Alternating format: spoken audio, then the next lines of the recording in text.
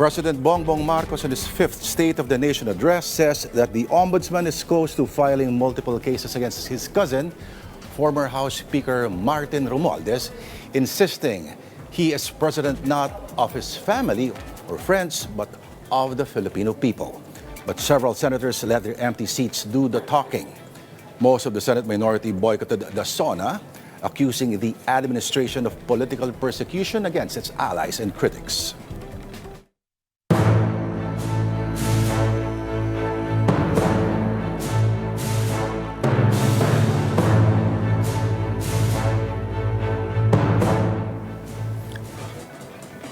Good evening, you're watching Political Beat. I'm Lourdes Vera. President Marcos centered his SONA on several issues such as accountability, economic relief, energy security, public services, and national sovereignty. Marcos said contractors, senior DPWH officials, and even lawmakers have already been charged and jailed over anomalous flood control projects. In a sharp ad-lib, the president also revealed that the ombudsman is close to filing multiple cases against the former House Speaker. Dumating na tayo sa punto na ayon sa ombudsman ay malapit na ang paghain ng patong-patong na kaso laban sa dating speaker. Masakit man sa akin ito, ngunit kailangan nating gawin ang tama. Hindi ako pangulo ng aking pamilya. Hindi ako pangulo ng aking kaibigan.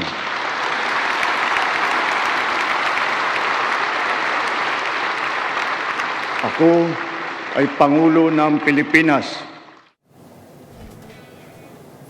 Marcos also announced more than 60 billion pesos in additional support until the end of the year, targeting over 7.5 million families. Aside from promising tax relief measures, he asked Congress to pass the proposed Sariling Kuryente Act and called for system loss charges to be removed from consumers' electricity bills. Panahon na para tanggalin na natin ang systems loss na pinapasa sa consumer. Pinapasa ito sa consumer at kinakarga sa bill na pinapatungan pa ng value-added tax. Hindi naman kasalanan ng consumer kung bakit nagkaroon ng systems loss. Kaya hindi naman tama na kailangan sila pa ang pagbabayarin dito. Therefore, we, the people, we demand for the immediate amendment of the EPIRA.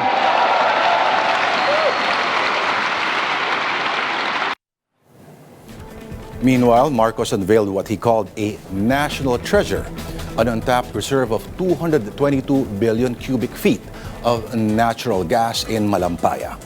The government is also pursuing hydrogen power projects and is considering a return to nuclear energy. Perhaps it is time for us to revisit nuclear energy production.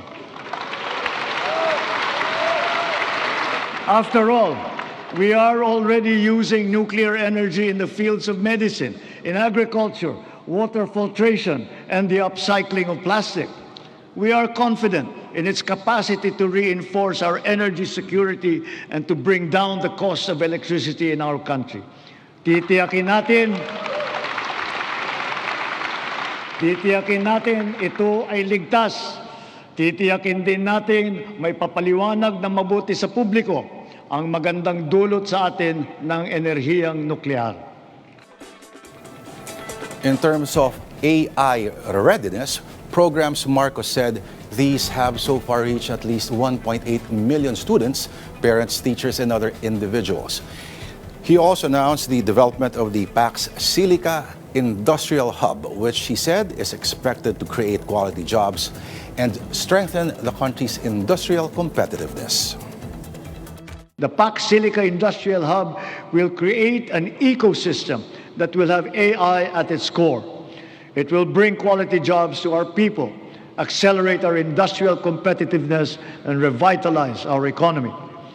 As a strategic component of the Luzon Economic Corridor, the hub will be an advanced manufacturing and logistics center in the global AI and technology value chain. Lastly, the president delivered a firm message on the West Philippine Sea, vowing to uphold the 2016 arbitral award through every peaceful and legal means available. The president declared, "We are Filipinos and we do not yield." Of late, our very humanity has been called into question. Let me remind our friends and our detractors, Filipinos are a noble, kind, gracious, and great race. We are not greedy. We are not racists. We are not liars.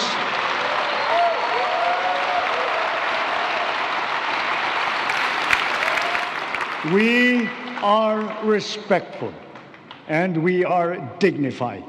We are Filipinos and we do not yield.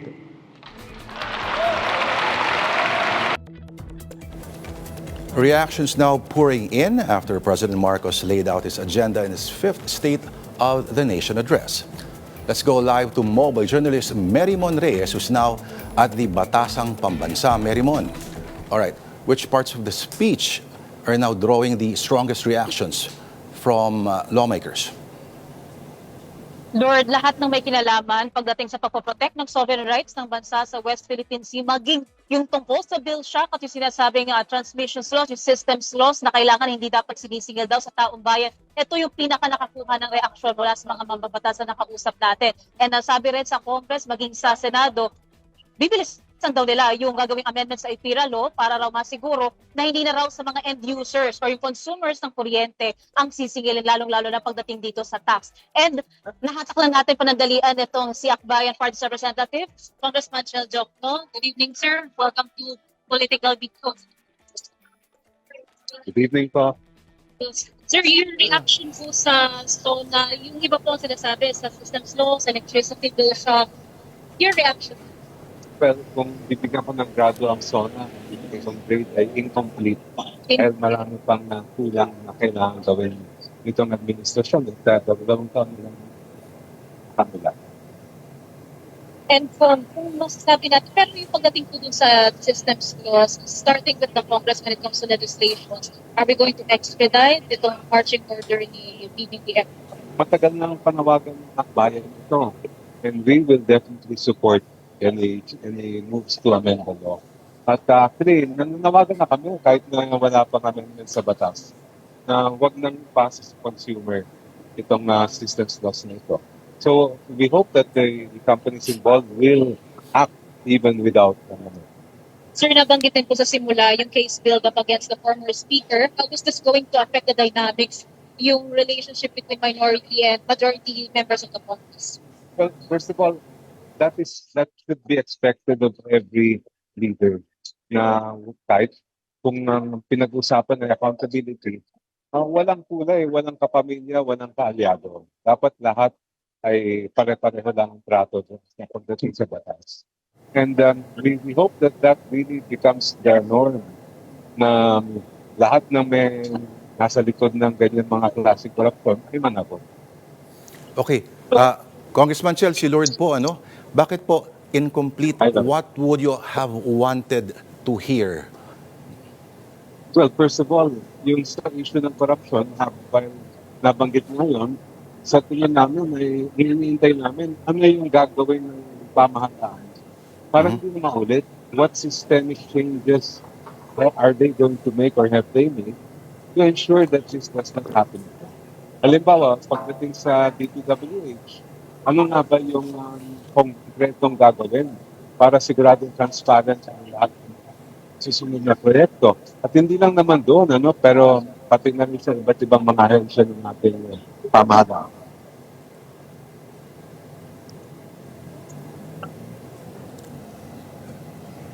Yeah. Congressman. Okay. Merimon, pakitanong si Congressman Chel kung yung mood sa loob ng batasan, kung may ano ang napansin niya doon sa mga interaksyon ng mga tao. Well, very upbeat naman ang pakiramdam ng sa loob ng pleno. Of course, Kami po, nasa Minoria, ay we are a very small block of all the members of Congress. But whatever we heard that we felt was welcome, and that we felt we should support, to supportahan naman talaga. Yung, halimbawa, the President's mentioned the West Philippine Sea. Matagal na natin yung pinaglalaban yan. Dapat talaga i-push natin. Pero, okay, Congressman Jokno, so far, ano po yung para sa inyo, yung pinaka-highlight po nung buong talumpati? Well, yung hinihintay natin lahat sa tingin ko ay yung issue ng corruption, pananakita. At mabuti nabanggit ni Pangulo yan sa simula pa lang ng kanyang speech. But we hope that there will be much more that will happen. Kailangan maging solid ang prosecution kung sino man pa yung charge sila. At dapat bantayan din natin na at the end of the day, there will be real accountability. Alright. On that note, maraming salamat po kay Akbayan Congressman Chel Jokno at isa po sa mga House Prosecutors po. Good luck po sa Wednesday, sir. At maraming salamat kay Marymon Reyes. Thank you, Marymon Reyes. Okay. President Marcos's fifth SONA laid out his administration's accomplishments, priorities, and promises for the remaining 2 years of his term. But beyond the policy announcements, how effective was the speech itself in communicating the president's message?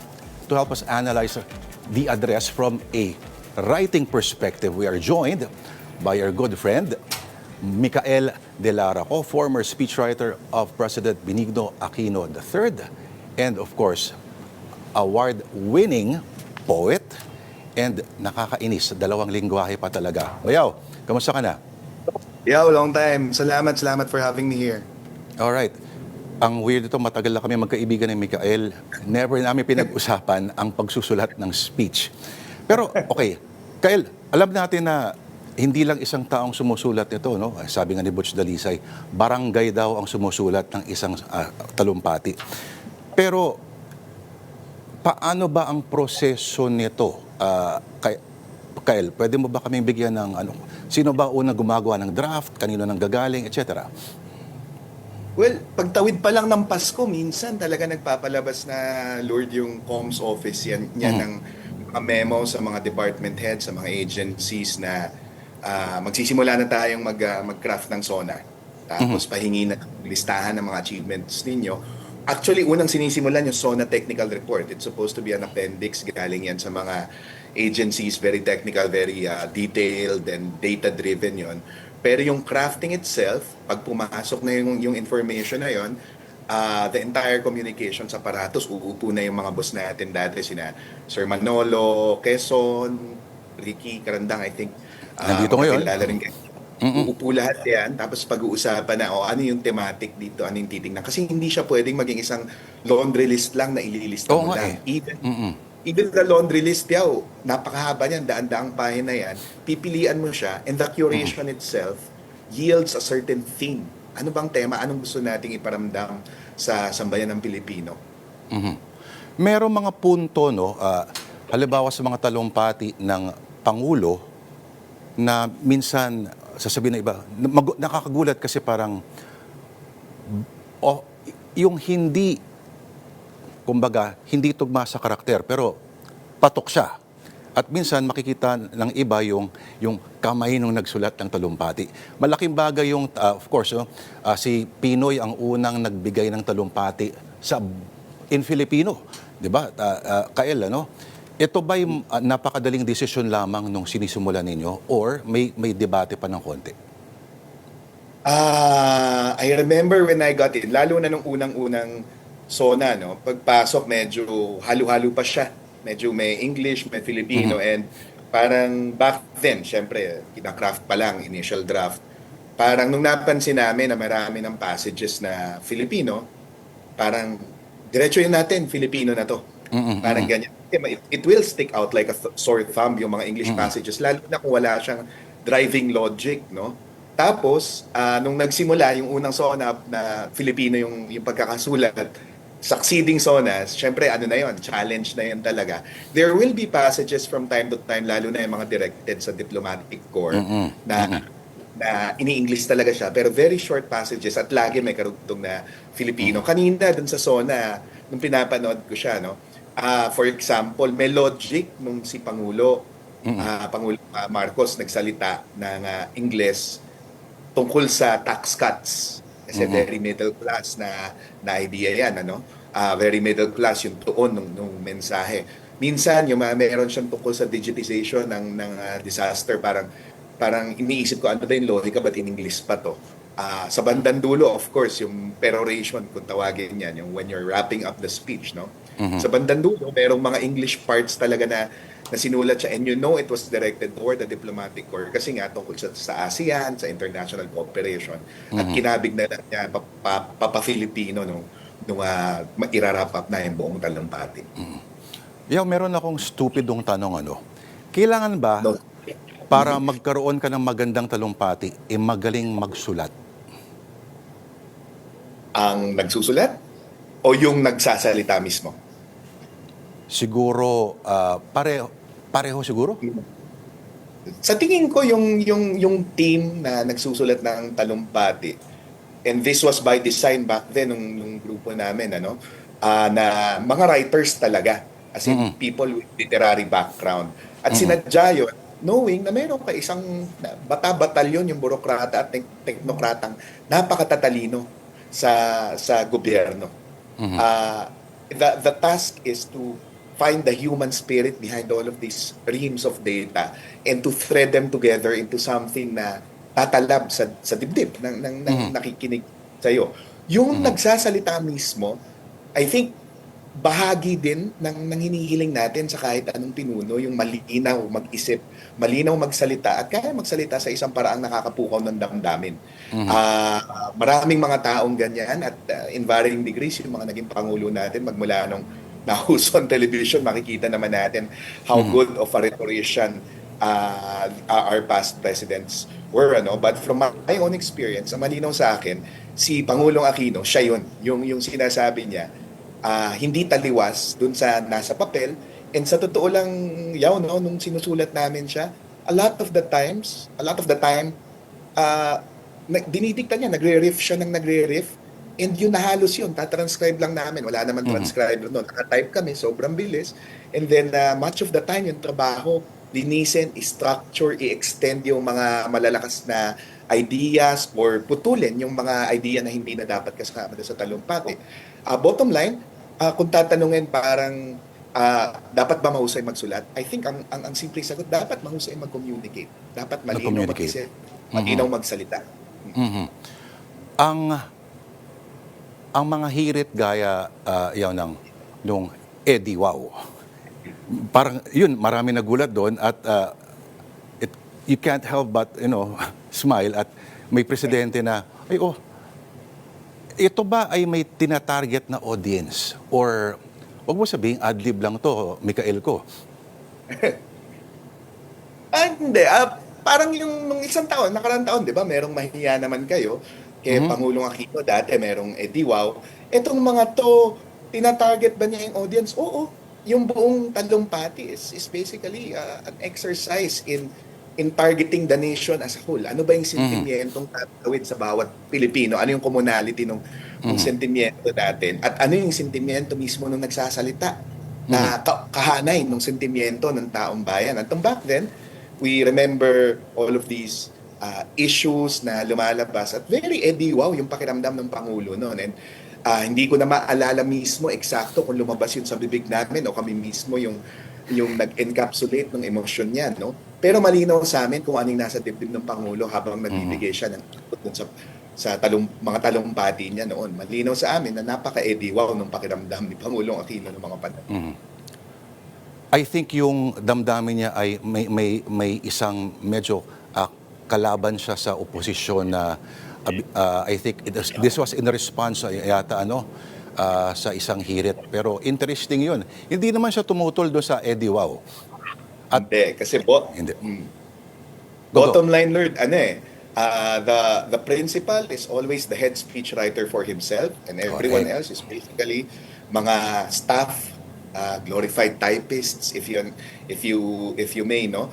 At kung anong lilitaw diyan, lalabas sa bibig niya, napakaraming iteration na pwede siyang tanggalin, na pwedeng magpadagdag. At kung lilitaw yan, if the principal is serious about his speech writing process, walang lalabas sa bibig niya na hindi niya talaga inuohan o sinangayunan o talagang sinabi na dapat andito ito. May bahagi ba nung SONA kanina na narinig mo, no? That you felt could have been stronger or better developed, no? Rhythm-wise, idea-wise, na mas may impact pa yung mensahe. Nako, maigsi yung oras natin, Bayaw Lord. No? Kasi, I think wala namang tutulig sa akin kung sabihin ko na hindi particularly memorable yung SONA kanina. A lot of times it was jagged, sprawled. I think a lot of times nabanggit ko na yung code switching, hindi laging melodic. Tapos ang isa dun sa mga napansin ko, may mga pagkakataon na yung tonality na hinihiling sa'yo. Una, tonality of urgency and dissatisfaction. Given sa kahit sinong national leader, lalo na sa Pangulo na nagsusona, no? Given na ililista mo yung mga naabot mo. Pero I think yung sinubukan niyang ipinta sa simula pa lang, napakasimple nung gusto niyang ipinta na posisyon eh. Kaibigan ka pamilya, hindi yan ang kakampi ko. Kayo ang kakampi ko. And then even the curation, Lord, no? Yung curation ng mga pinili niyang achievements, oriented toward the common folk. Pamasahe, lalo na sa simula, no? All of these, yung mga pantalan, ganyan, sa magsasaka nakatuon, ano?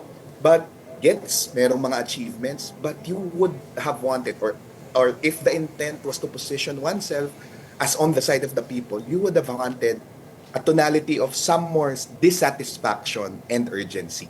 Yun yung hinikilig sa ganitong klaseng mga talumpati na parang hindi pa sapat yan. Alam ko nagawa natin to pero wala ako dito para ibuhatin yung bangko tungkol dyan dahil eto pa yung gagawin natin. Which brings me yung dun sa pangalawang sa tingin kong dapat sana na marami pang mga linyang ganito, no? Yung voice of command.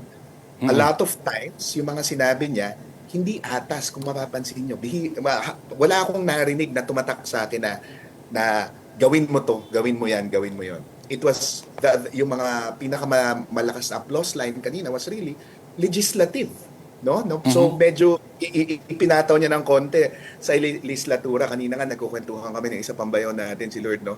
Si Barry, no? Sabi niya, ang pinagkaiba nito doon sa mga nakaraang SONA nung huling 2 taon, yon executive policy na may clear horizon. Investigahan ang flood control, itigil ang pogo. Ito yung, I think, malinaw naman din kasi na yung applause lines kanina, minsan na ititimbre yan sa mga kaalyado, kaya ang lakas ng palakpakan. No? Yung sa pagkaltas nung charges, no? Yung ang tawag doon, generation charges.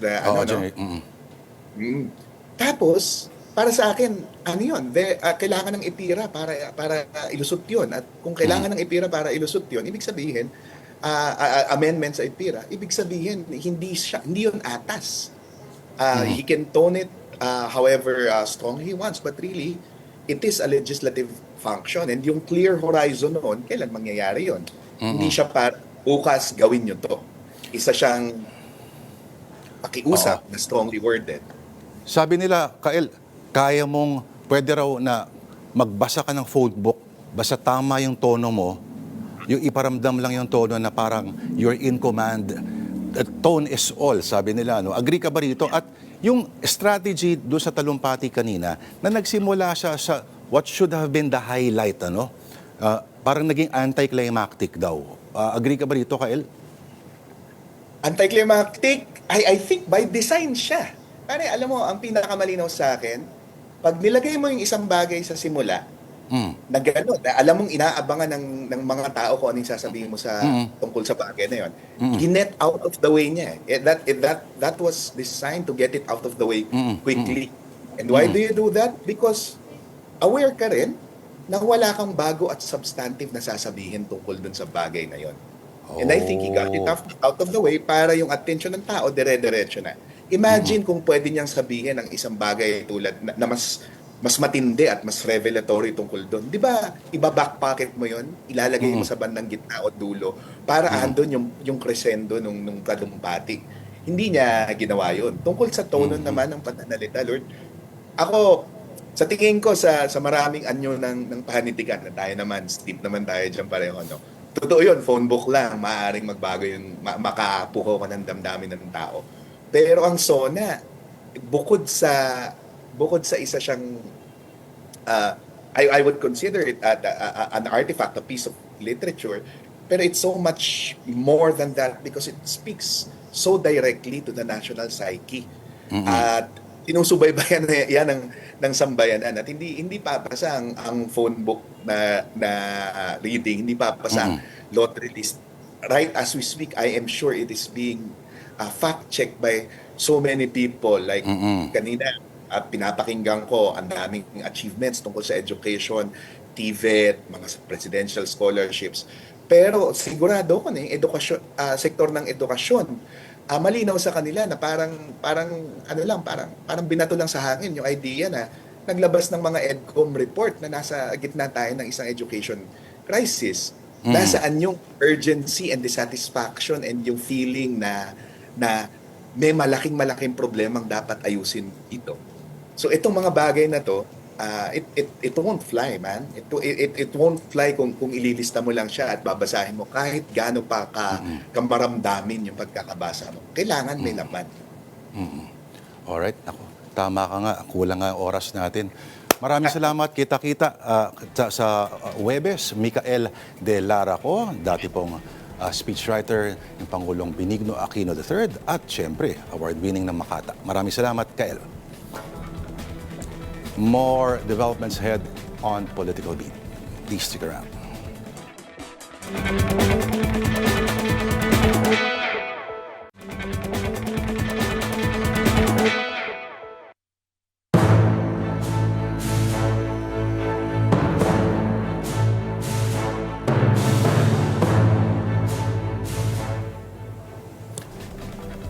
President Ferdinand Marcos highlighted his administration's accomplishments, priorities, and plans in his fifth SONA.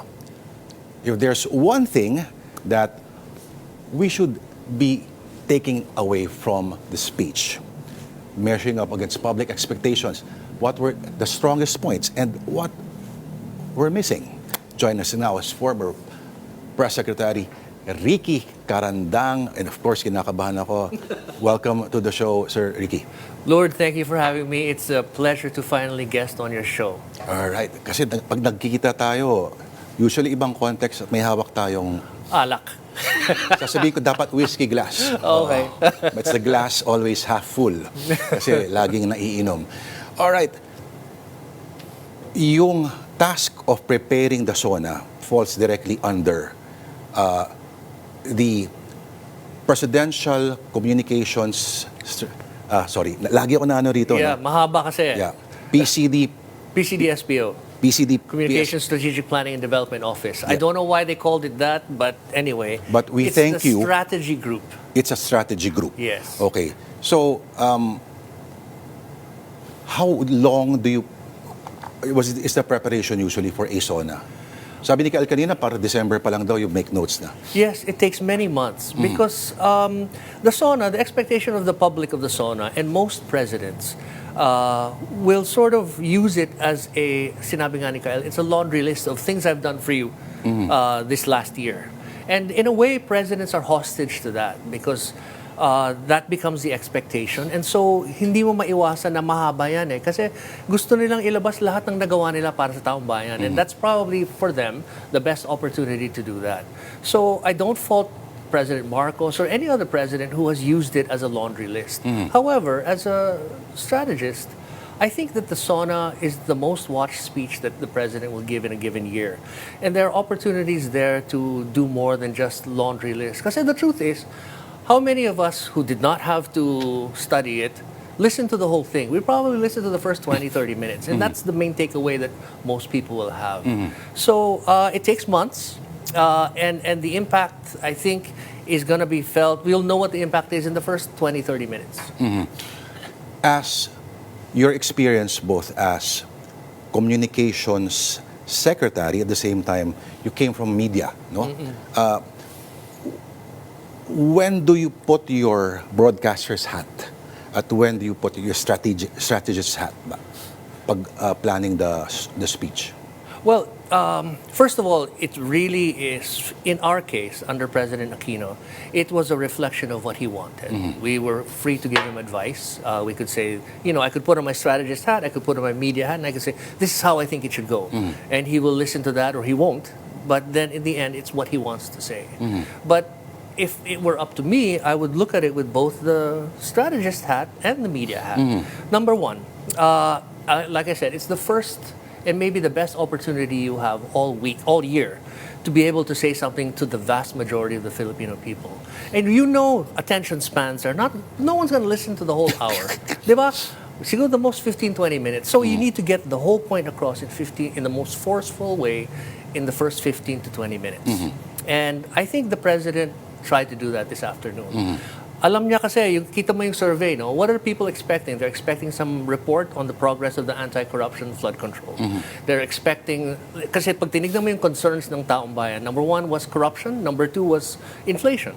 And those were the first 2 points out of the speech, di ba? The first thing he said was, we're going after the corrupt politicians. We've already made arrests, and there are more to come. And then second, he quickly pivoted to prices.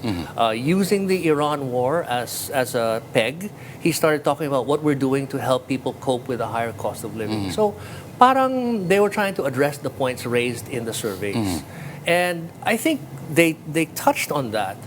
But I would have probably spent more time on that, and I probably would have emphasized a little bit more about that. Especially because if you look at the president's approval ratings, they're not very good. And I thought that this was an opportunity for him to maybe get those numbers up by talking not so much about, and again, far be it for me to give advice, no, but as someone who was watching it, what I thought could have been done better was not to talk so much about the what I've done. This is what I've done, but maybe what we wanted to hear, I would have wanted to hear more was the why. Why am I doing this? I think he had an opportunity to explain that more succinctly.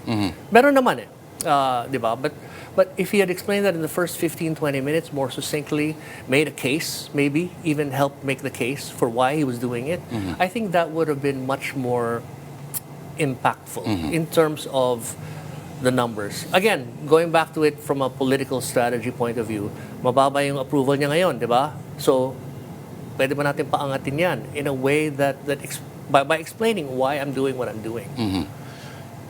Of course, you come from TV news, and the SONA is as much an oral, at the same time, an aural, A-U-R-A-L.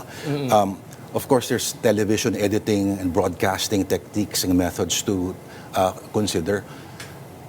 Kanina, of course, previous presidents have employed various strategies like video inserts, like data on the screen. Yeah. They have living, breathing examples, A, B, ganyan. The one who benefited from, yan, please stand up, clap your hands. At the same time, meron din naman na mga nag-employ ng mga avant-garde techniques like extreme close-up na parang kitang-kita na yung mga blackheads talaga. I won't say who na lang, Nung panahon ba ninyo, Sir Ricky, may ganun kayong concerns? At paano binabalance yun na, kasi parang simple lang si Pinoy, diretso lang. Paano binabalance yung flair plus straight communications? Well, we did videos. Yeah. We had short videos to explain what we were doing, to make it more concrete. Kasi pag nagsasalita ka for 1 hour, it tends to be in the abstract. Pag sinabi mo, for example, na, let's have EPIRA amended so that the system's losses aren't passed on. If you're the casual viewer, ano ibig sabihin nun, di ba? So you want to create visual aids. TV is a visual medium. This is being shown on TV. You might as well take advantage of it by showing videos of this or that to hammer home the point. We used to do that quite a bit. I noticed the president didn't do it, but I think the president the president is not known for bombast. Yeah. President Marcos is more deliberate in his speech, more sober, if you would. He's less prone to dramatic flair, and I think that was very consistent with the president. He wasn't full of bombast, and it was consistent with what I view to be his personality. So, in that way, it was authentic. The wisdom of putting what ought to have been a climactic point sa simula, was it a good idea? I think so. Like I said, no one's going to be listening to you in minute 47, right? In the first 10 minutes, everyone's listening to you. So you should drive your main point home at the very beginning. Sabagay. And yun talaga yung inaabangan ng tao. Ano bang nagawa mo? In case you don't remember that how many people have been thrown in jail because of that. That was his opportunity to remind them. And I think he did that. I probably would have done the same thing. Parang troll editing mentality. Pinakauna, ginawa agad. Oo. Ang ano ko lang, ang idadagdag ko lang sana, I don't know if the public understands enough why he was doing it. Right? There's a lot of spin going around in the media, either pro or anti. And that would have been a chance for him to say, bakit ko ginawa ito? Di ba? That would have been a chance for him to make the moral case of what he was doing and maybe get the public on his side. Nobody really dwells on the why, ano? Tama ka.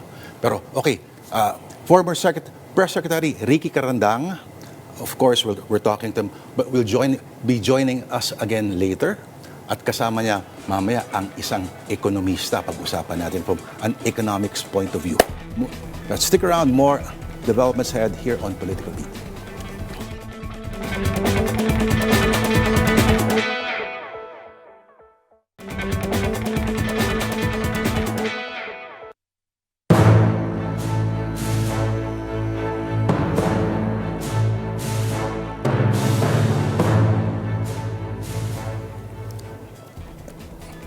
What do you know? You're still watching Political Beat.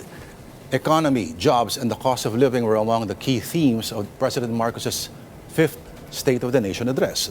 And to help us break down the economic implications of the SONA, we are now joined by RCBC Chief Economist Mike Ricafort. Sir, thank you for your time, sir. Thank you for joining us in the studio.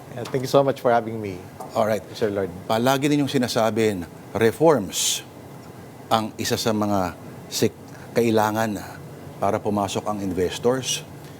Kung ikaw ay nakikinig kanina, ano ba yung overall assessment mo dito sa panglimang SONA ng Pangulo? Kasi typically, Sir Lord, yung SONA, dapat naintindihan talaga ng common na tao, ng Pilipino, at yung impact sa buhay niya. No? So understandable talaga yung message, no? Although clear, no? Yung for the syempre na-incentivize din yung mga yung halimbawa yung pag-adjust sa exemption sa taxes for minimum wage earners, no? Kasi syempre yun yung realities na tumataas din kasi yung mga presyo ng bilihin, so dapat i-adjust din yung threshold, and at the same time mas maraming mako-cover do sa exemption sa... Sir Mike, wishlist lang yun eh. Okay lang ba yun? O yung dating ba nun ay, gagawa niya na ng paraan?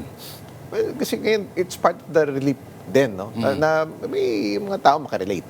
No? Lalo na yung ordinaryong tao na lumalaban ng patas sa araw-araw, tapos nakipagsapalaran, no? Sa ibang lugar ng ating bansa, no? So, na-incentivize sila, no? At bibigyan sila ng konting, well, hindi naman konti, but bibigyan sila ng hope na, at least ginhawa to, no? Makatulong to, maibsan, at kasi yung purchasing power ng peso, nabawasan sa pagtaas ng presyo ng mga bilihin over the years, no? So, yun ang mga at least na incentivize yung mga naghanap buhay din. No? Hindi ko alam kung binanggit, pero isa ka sa mga palagay ko ay na positibo ang pagtanggap dito sa yung upper middle income na tayo ang Pilipinas. Hindi ko alam kung nabanggit niya kanina yun. Binandera niya ba kanina? Well, yung naman kasi, yan kasi hindi talaga siya cure-all or encompasses everything, no? In the sense na kailangan may dyan dichotomize. Ultimo yung World Bank mismo, may kulatilya siya doon na by saying na, well, it doesn't reflect yung, marito yung kita, no? Kasi yung parang pinaka, highlight yung kita ng Pilipino, yung kasi yung threshold Pero realidad, it took almost 40 years, since 1987. So medyo patagal-tagal kasi yung mga neighboring countries natin, lalo yung mga medyo maunlad, tulad ng Vietnam, it took them less than half the time. At maraming magsasabi na, hindi naman kami naniniwala dyan. Totoo po yun kasi ultimately yung World Bank siya yung nagsabi kasi it may not reflect yung mga presyo ng bilihin, yung pagtaas ng presyo ng bilihin, yung inflation. Hindi rin nagre-reflect doon yung mga mahihirap. Meron pa rin naman kasi mahihirap. At yung gap between the rich and the poor, yung inequality. Kumbaga yung yung inclusiveness ng economic growth and development. No? Hindi, it doesn't, may limitasyon din siya. Well, Yung sinasabi nila na parang ang ubsin daw isipin na nagkakaroon ng isang trilyonaryo sa isang lipunan na tulad ng sa atin. At sabihin natin na yung agwat ng mahirap sa mayaman ay lumalayo. well, maaaring, kasi typical yan sa mga developing countries na talagang malaki yung agwat. No? Yung merong, tulad yan, sa progress, may minsan yung benefit inures more to the benefit of those with haves, no? Yung and compared to sa have-nots rather, no? Yung mga walang oportunidad, lalo na iwanan, yung may oportunidad, lalo sila lumalago, no? Parang ano yun kasi parang ang tagal na nga natin kumbaga parang nag-graduate na estudyante yan. It took matagal. It took 39 years, no? So sige, it's a positive signal from the point of view of yung Nabarkada kasi estudyanteng yon, sir. Nabarkada sa may bisyo. So, ano po yung parang, siyempre, ang assessment po dyan, parang ito, pag critical thinking, kung wala yung mga OFW, lalo na tagalan. At yung inuuwi nila dito, yung pinagsikapan nila, yung siyempre, pinagpaguran nila sa ibang bansa, naiuwi nila dito sa mga pamilya na at ginastos dito sa ating bansa at nakinabang tayo.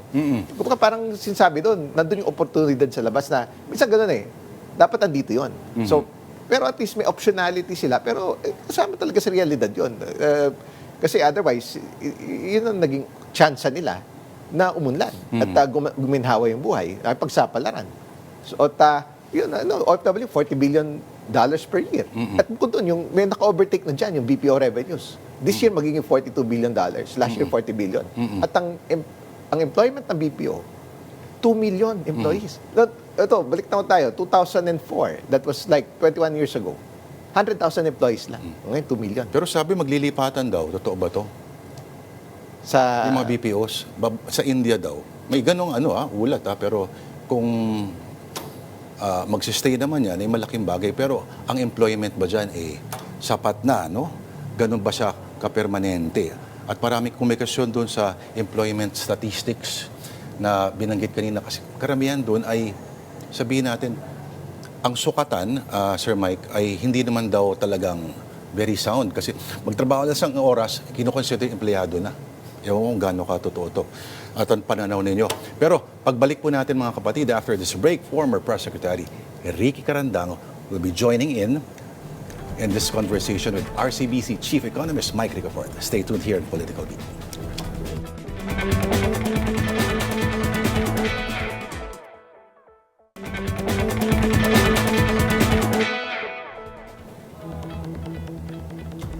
You're still watching Political Beat. We are now joined, of course, RCBC Chief Economist Mike Ricafort and former Press Secretary Ricky Carandang, still discussing the President's fifth SONA.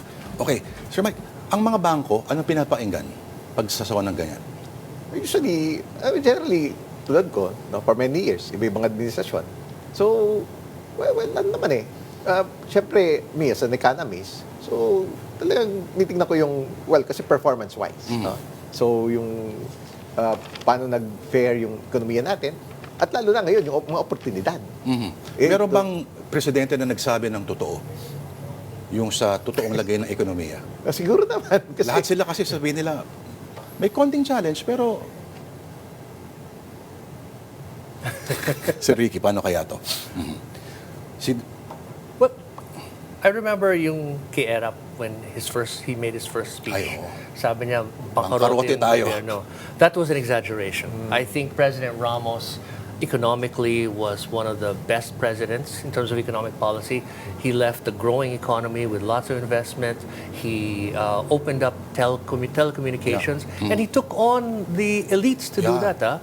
So he didn't sound like a populist, but yung mga ginawa niya was tended to have a populist impact. That created thousands of jobs, billions of dollars in investments. Going back to your point, this is not about President Ramos, but they tend to try to view the economy from a lens. Either they want to try to make it look worse than it is, or maybe slightly better than it is. I think that's the politics of it, di ba? So maybe you're not going to get a full picture of the economy. Parang may konting, yung predecessor ko kasi, May konting spin. may konting spin. Oo. Naalala ko noong 2009, si Gloria Macapagal Arroyo may siningit parang, alam mong, for those who want to be president, do your job. Naalala mo to? Do your job, do it well, don't pussyfoot, and don't say bad words in public. An obvious na patama kay, nasumagot naman siya via text. Or sa Twitter yata yun. Oo. Pero, nakakuha ba kayo, Sir Michael, bawa, nung nakaraang administrasyon, nasabihin natin na makulay ang mga SONA na umaabot ng mga 2 oras kalahati, 3 oras, may mga nag-a-adlib na kung saan-saan pumupunta, hindi ba nag-emergency ang mga bangko kapag walang nakuhang medyo maayos-ayos na mensahe? O malinaw sa inyo na may mensahe siya? Ano man, minsan you have to sift through yung kung medyo matagal-tagal. Pero syempre, from my perspective also, no? And yung opportunities, no? Kasi ganun ang ng value added dun no? From the point of view, you have to be forward-looking. So this could be the next big thing, no? So ngayon, di ba yung tingnan natin itong Paxilica. Uy, ano nga pala tingin mo doon? Sa ngayon, kasi, a reality, wala pa talaga ang Pilipinas sa supply chain ng mga AI. No, yung mga high-end na electronics, semiconductors, yung mga rare earths, electric vehicles, yung components nun. At ayun, kasi silang ecosystem nun. Kaya lang naman, wala talaga. Parang ito yung pinto na oportunidad. No? So, talagang, ayan ang nagbibigay ng, we'll see, kung magbibigay ng hope na maglikha ng maraming trabaho. And of course, meron din siya specific requirements. Kasi, saan ba nagbunsod ba to saan? Saan ba to nanggaling? Kasi, gusto mag-hedge ng US. Yung supply chain niya ng, itong mga high-end, mga high-tech na, yung itong mga AI-related na. Kasi, ayaw niya maging masyadong dependent sa China. So, dun sa mga like-minded. Term, no? Parang Pax Romana, di ba? Parang Pax Romana. Pero ang kondisyon kasi sa Pax Romana, sila yung conquering empire. Kaya payapa lahat. Parang ganun yung subtext niya. Sir Ricky, kung ikaw ang pinahawak halimbawa nitong SONA na panglima, parang legacy making na halos ito, no? Ito na yung talagang mag-aano sa Ricky, no? Si Kitchel Jokno kanina, sabi niya, kung siya raw teacher, ang grade niya raw sa SONA to, incomplete. Anong grade ang bibigay mo, sir? I agree with Chel. Ayoko munang husgahan si President Marcos because he has a few more years to go. And I think at his very last SONA is when we're going to see what he says his legacy is. Your last SONA is when you define what you want to be remembered for. And right now, work in progress yung kay President Marcos. Sabi mo nga, may Paxilica. We don't know where that's going. That has good points. It has bad points. That's subject to a debate. Probably subject for another whole show. But yun nga. So parang I would say incomplete. But I mean, just going back to the economy for a little bit. You know what I noticed is every president, even President Duterte, nabanggit mo si President Duterte, but they've all hewed to the neoliberal playbook. President Duterte may have seemed unconventional, but his economic policy was very neoliberal. Tax cuts for corporations, di ba? Basically corporate friendly. And they've all been like that. there's been all our presidents have been incrementalists, and within that sort of neoliberal model. If you want to really change this country, I think you need to be a little bit more bold and a little bit more a little less hewing to that. And I've not seen that from any president. Ang magpapakaba kay Mike Ricafort ay fill in the blanks. Sa akin, Magpapakaba sa mga bangko. yung yung budget deficit at lalo na yung utang, yung debt to GDP ratio. Ay yung number one na isa sa importanteng metric, yung utang. Hindi na kayo nasanay. Noon pa naman tayo may malaking debt to GDP ratio. Kasi 65.2% of GDP. Yung international threshold is 60%. Medyo mataas. Kasi parang well, kasi kung tingnan natin mabuti, if we are to simplify at maintindihan ng lahat din. Ano ba yung punot dulo yan? Well, it's really about governance. Kasi corruption is like a cancer to society. Well, kung mas parang cancer kung wala yung cancer, wala yung corruption, well and good, no? Kasi wala naman talaga may tulong yung corruption sa isang lipunan. Pero corruption ba talaga ang problema? Pag nawala ba yung corruption bukas, uwanlad agad ng Pilipinas? Well, that's one important step. And of course, it doesn't stop there. Tulad niya, kailangan yung kabuhayan. Ngayon, how the world evolves. Tulad niya, yung high-tech, no? Wala pa tayo doon. At ito yung realidad. Kahit before, wala pa kasi yung kuryente, isa sa pinakamataas yung kuryente dito sa Southeast Asia. Malakas sa kuryente ang AI, data centers, yung mga hyperscalers. No, nandiyan they're raising a lot of money right now around the world. No? Yung mga biggest tech companies kasi AI is like our data is like the new gold right now. No? And malakas yan sa kuryente, malakas siya sa tubig, no? Sa utilities. Hindi lang dito, sa states, issues din yan. No? Nire-raise din yan. Kaya, ina-assess din nila. Mas mahal pa pala. Yung Kala nila nakakamura sila no? Mas mahal pa pala. Sir Mike, grado mo sa SONA ng Pangulo? Well, I cannot really put a number into it. Kasi, well, I've heard many SONAs for the past 20 or so years, no? And, well, kasi, it doesn't really give a complete picture yet. And of course, it's really reaching out to maintain Hindi, as reportage for the past 12 months. Well, I think naman Incomplete. Well, I don't want to put it that way, pero in fairness, well, meron namang progress. And maybe, yun, when it comes to, kasi, halimbawa, meron kasi mga kailangan pang trabahuin. Tulad ng yung 4 na priority measures to further level up the governance standards. Yung anti-political dynasty, yung reforming the party list system, and yung Cadena Bill, and the creation of an independent People's Commission. It's all about anti-corruption. It's all about good governance. And yun ang hinihintay ngayon kasi nag-underspending last year, no? Kasi, ganyan pagka, it's either of two things, kasi nag-underspend kasi either ayaw ma-risk mapunta sa corruption or may takot, no? About it na may fear, no? Kasi supposedly yun yung may catch-up spending. Yung hinihintay ko actually. Catch-up spending. Catch-up spending kasi mabagal yung economic growth 2.8%. Yung nagpabagal last year yung anomalous flood control projects. Kasi I think may konting similarities If I remember it right also, the first year ni na late former President Pinoy, di ba anti-corruption yung platform. And sinabi niya, allergic ako sa sabi ni late former President Pinoy, allergic ako sa dredging.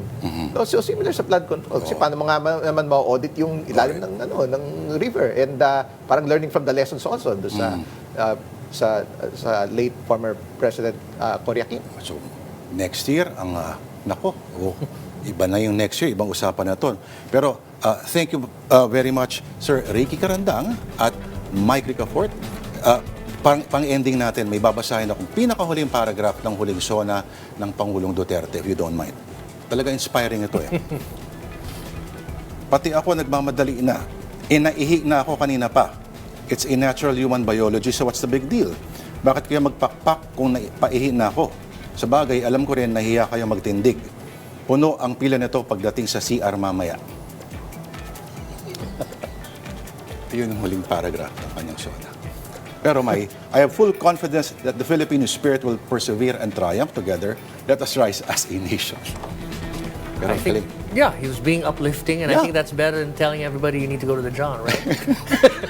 Maraming salamat, Ricky Calanda. Mike Ricafort. And that's been the Political Beat this Monday, 27th of July. I'm Lourdes de Vera. Please enjoy the rest of your evening, and you deserve a big drink, especially if you cover the sauna.